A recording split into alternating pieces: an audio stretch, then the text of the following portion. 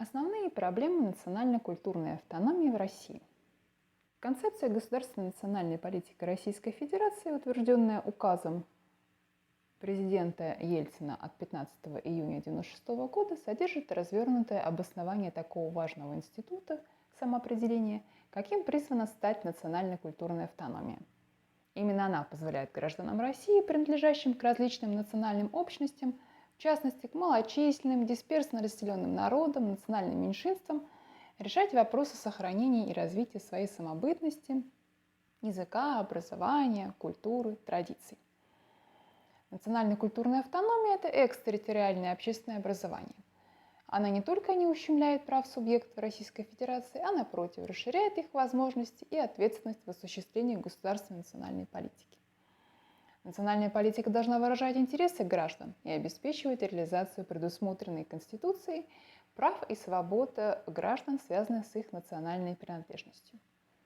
Реализация этих прав и свобод может осуществляться на основе многовариантных форм национально-культурного самоопределения народов Российской Федерации с учетом их разрозненного проживания на всей территории страны.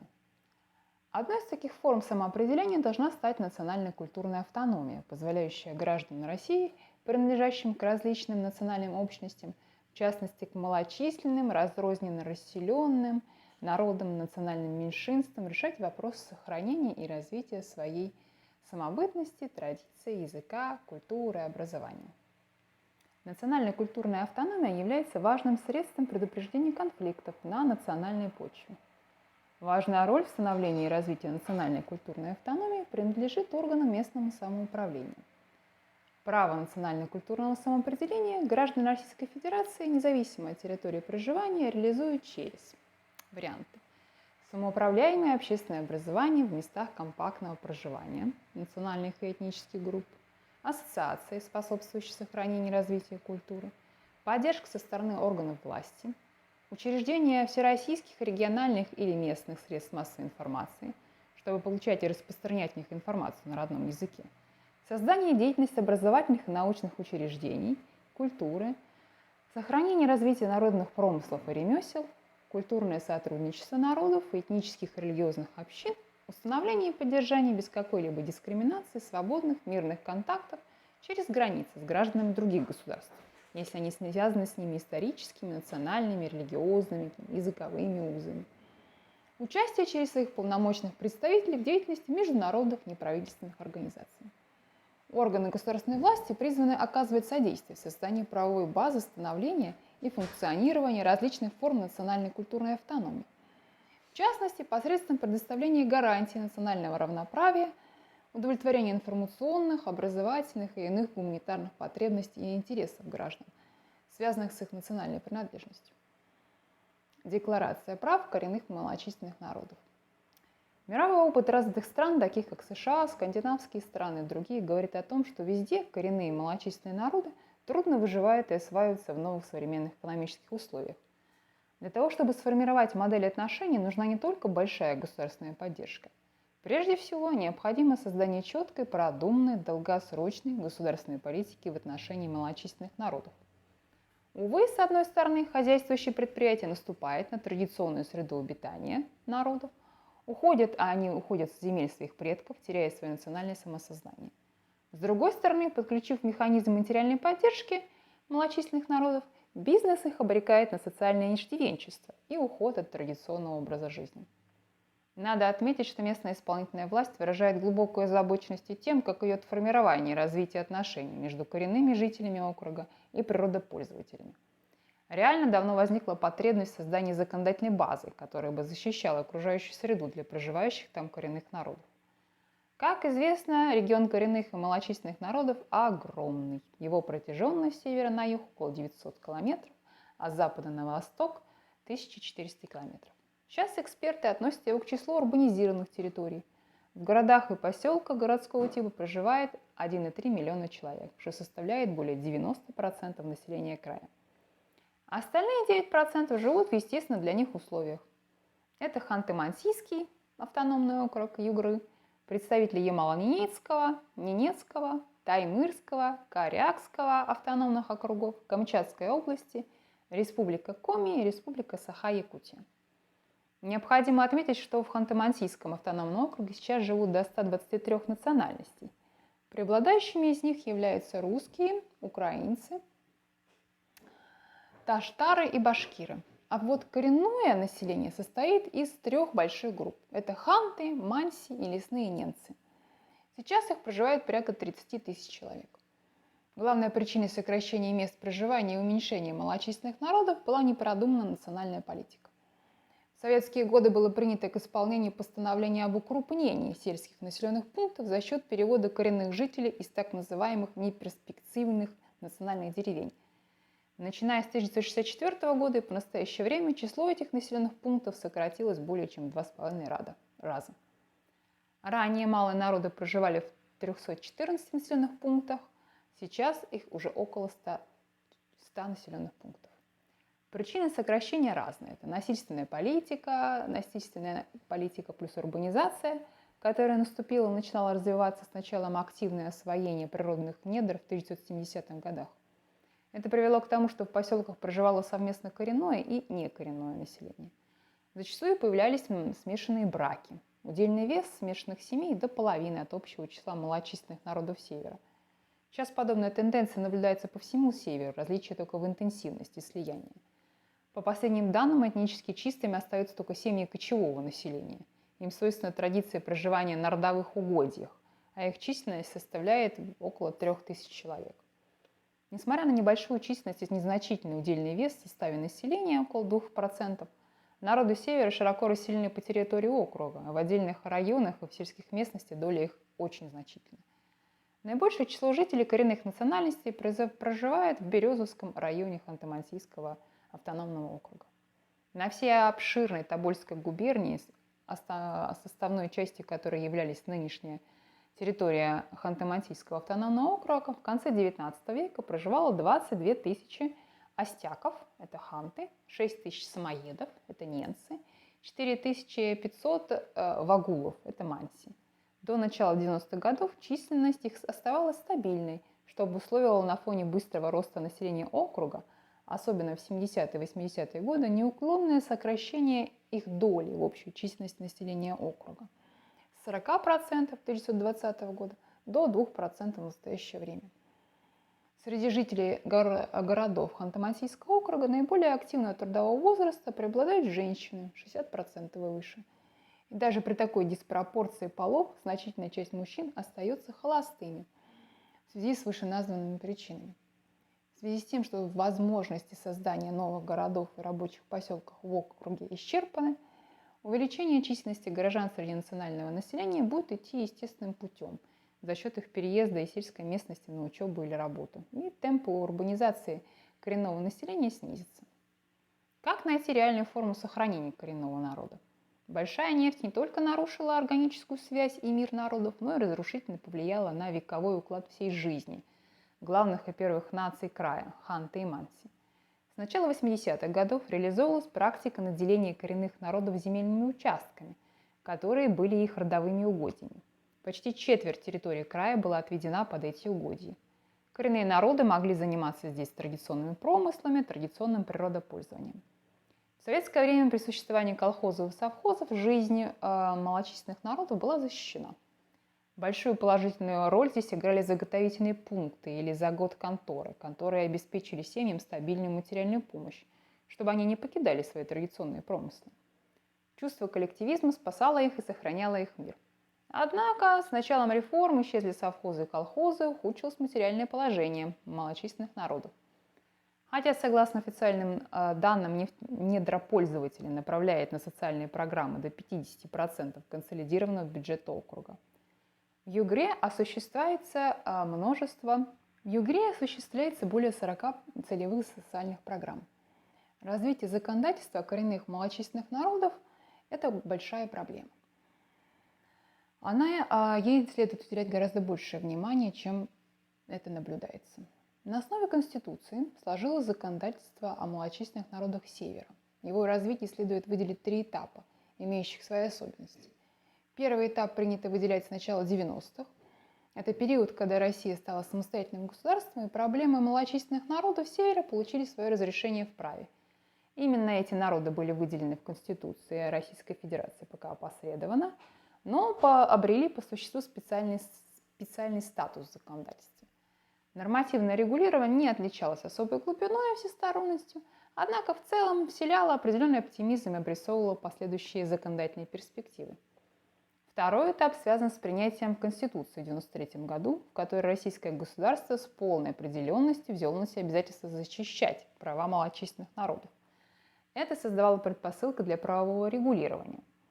Положения, касающиеся различных сторон жизнедеятельности малочисленных народов, к примеру, участие в публичных делах, природопользовании, получили закрепление в ряде отраслевых федеральных и региональных законов. Потом появились специализированные законы. Ключевая роль здесь отводится федеральному закону 1999 года о гарантиях прав коренных малочисленных народов России. Этот закон закрепил правовые основы статуса малочисленных народов, способствовал появлению других специализированных федеральных и региональных законов о территориях традиционного природопользования, общинах малочисленных народов, оленеводстве и других видах традиционной хозяйственной деятельности, языка. Третий этап отображает уже современную ситуацию в законодательстве. Этот период начался с 2000-х годов и может быть назван периодом определенной правовой стагнации. Наблюдается откат и отказ от прежних позиций. Пример: из федерального законодательства за последние годы было изъято много важных положений, касавшихся малочисленных народов. Например, право лица, относящегося к малочисленному народу, получать земельные участки в пожизненное наследуемое владение. Не предусмотрено использование субъектами РФ части платежей за пользование недрами за социально-экономическое развитие малочисленных народов. Не предусмотрена организация местного самоуправления, обусловленная компактным проживанием на территориях муниципального образования аборигенных народов.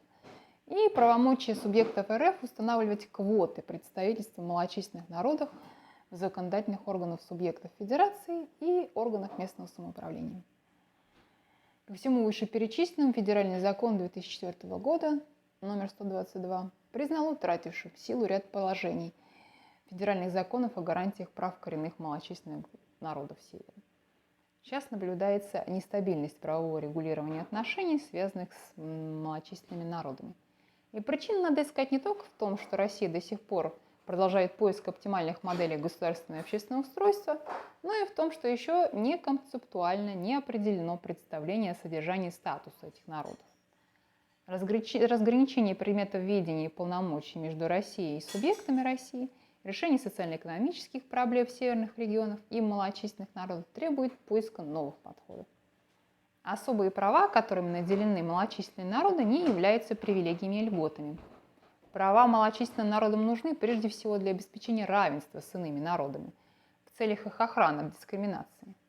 Существующих федеральных и региональных законов в настоящий момент уже недостаточно, так как без нормативно-правового сопровождения и обеспечения практики правоприменения в регионах они долго будут оставаться декоративным приложением к лозунгам и просто лозунгами. Значительная часть представителей малочисленных народов отмечают, что законы о гарантиях прав, об общинах и территориях традиционного природопользования практически не работают. Они не будут работать и в будущем, если не будет создана соответствующая нормативная база. Защита прав коренных малочисленных народов. В Конституции речь идет о защите исконной среды обитания, о местах компактного проживания, местах традиционного расселения, но не о землях и территориях. То есть положение о территориях традиционного природопользования установлено нечетко. В Федеральном законе об охране окружающей среды упоминаются места традиционного проживания и хозяйственной деятельности, которые принадлежат особой охране, а в национальных парках допускается выделение зон традиционного экстенсивного природопользования. В Земельном кодексе РФ уточняется, что территории традиционного природопользования относятся к категории земель особо охраняемых природных территорий, и что земли эти могут быть предоставлены в случаях, соответствующих федеральным законодательствам, малочисленным народам, а также говорится о создании территорий традиционного природопользования. Основной задачей сегодня является неукоснительное обеспечение прав малочисленных народов, право на свою землю, право на сохранение традиционного уклада, языка, культуры и обеспечение преемственности традиционных знаний, право на традиционные ресурсы пользования с использованием биоресурсов, сохранением приоритетов малочисленных народов над пришлым населением, право на самостоятельную защиту своих интересов. Все это возможно только при эффективном использовании своего представительства на всех уровнях вертикалях власти. Малочисленные народы должны иметь гарантии представительства во всех органах власти, право создания своих органов самоуправления, в ряде случаев не дробя их в соответствии с административными границами. Главным является юридическое закрепление права народа самим контролировать экологическую и ресурсную ситуацию на территориях проживания и ведения традиционного хозяйства, а активнее участвовать в принятии решений по любому вопросу, затрагивающему их интересы, и постоянно обращать внимание и требовать проведения экспертиз и участвовать в их проведении в тех проектах, которые ведутся или планируются. В 2005 году вступил в действие федеральный закон о рыболовстве, и хотя в его статье 25 говорится о соблюдении интересов коренных народов, однако до сих пор сохраняется жесткое регулирование со стороны федеральных органов исполнительной власти. Сохранение традиционного уклада и исконной культуры прописаны в базовых законах. Это и о гарантиях права, территориях традиционного природопользования и об общинах. Именно они несут в себе нормы сохранения и развития самобытной культуры традиционного природопользования и преемственности. Эти нормы в широком смысле отражены и в других федеральных законах о национальной культурной автономии, о народных художественных промыслах, а также в концепции государственной национальной политики России. Однако до сих пор нет законов об охоте, о рыболовстве, о сохранении и использовании морских биоресурсов, о оленеводстве. Именно они могли бы существенно поддержать права народов целевыми нормами законодательства в данных областях. На данном этапе пока все решается в рамках федеральных законов, которые не имеют в отношении малочисленных народов прямого действия. Например, федеральный закон о животном мире гласит, что малочисленные народы, если исконная среда их обитания и традиционное природопользование связаны с использованием ресурсов животного мира, могут наделяться дополнительными особыми правами. Это и приоритетное пользование животным миром, и выбор угодий, и льготы в отношении сроков и районов добычи, полувозрастного состава, количества добываемых объектов животного мира и продуктов их жизнедеятельности. Этот закон ориентирован на защиту прав и охрану исконной среды обитания, традиционного образа жизни коренных малочисленных народов и этнических общностей. Он же гарантирует сохранение и использование объектов животного мира. До сих пор законодательно не закреплен перечень того, что можно отнести к традиционной хозяйственной деятельности и традиционным промыслам. Не выделены критерии отнесения разных форм деятельности к традиционным. Это важно не только для законов о защите прав малочисленных народов, но и для применения других законодательных актов. В Земельном кодексе России есть положение, согласно которым при предоставлении земельных участков в местах традиционного проживания и хозяйственной деятельности малочисленных народов для целей, не связанных с традиционной хозяйственной деятельностью, могут проводиться сходы, референдумы гражданам по вопросам изъятия, в том числе выкупа земельных участков для государственных или муниципальных нужд и предоставления участков для строительства объектов, размещение которых затрагивает интересы этих народов. На решение проблем традиционного природопользования малочисленных народов на лесных землях направлены статьи Федерального закона об особо охраняемых природных территориях. В законе во многом был учтен негативный опыт последних лет, когда закреплявшиеся за коренными народами в отдельных субъектах территории традиционного природопользования в виде родовых угодий, крестьянских хозяйств, национальных предприятий нередко переходили за минимальные материальные компенсации новым владельцам, нефти- и газодобывающим компаниям, различным акционерным обществам, в том числе и иностранным лицам, а коренные народы оставались лишенными каких бы то ни было прав.